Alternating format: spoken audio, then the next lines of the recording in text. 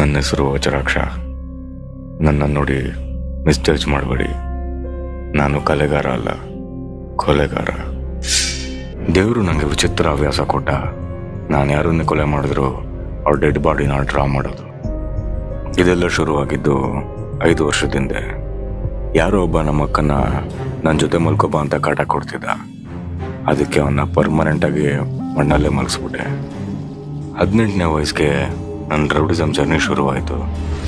ಜೈಲ್ಗೆ ಹೋಗಿ ಆಚೆ ಬಂದಾಗ ಜನರು ನನ್ನ ನೋಡಿ ಭಯ ಬೀಳ್ತಾ ಇದ್ರು. ಆಗ ಈ ವ್ಯಕ್ತಿ ನನಗೆ ಹೇಳ್ದ, ಜನರು ನಿನ್ನ ನೋಡಿದ್ರೆ ಭಯ ಬೀಳ್ತಾರೆ, ಇನ್ನೂ ಭಯ ಬೀಳ್ಸು, ಆಗ ಹಣ ನಿನ್ನ ಕಾಲಿಗೆ ಬಂದು ಬೀಳುತ್ತೆ ಅಂತ. ಆಗ ನಾನು ರೌಡಿಸಮ್ನೇ ವೃತ್ತಿಯಾಗಿ ಮಾಡಿಕೊಂಡೆ. ಕಾಲೇಜ್ಗೆ ಹೋಗೋ ಬರೋ ಸ್ಟೂಡೆಂಟ್ಸ್ಗೆ ಎದುರಿಸಿ ಹಣ ಕಿತ್ಕೊಳ್ತಿದ್ದೆ. ಏರಿಯಾಗಿ ನುಗ್ಗಿ ಬಂಡ್ರುಗಳ ರಕ್ತ ಹರಿಸ್ತಿದ್ದೆ.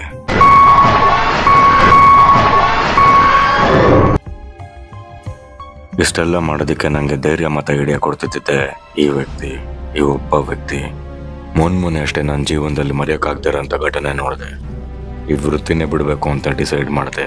ಆದರೆ ಆಗ್ತಿರ್ಲಿಲ್ಲ. ಏನಕ್ಕೆ ಆಗ್ತಿರ್ಲಿಲ್ಲ ಅಂತ ಯೋಚನೆ ಮಾಡಬೇಕಾದ್ರೆ ನನಗೊಂದು ಸೊಲ್ಯೂಷನ್ ಸಿಕ್ತು.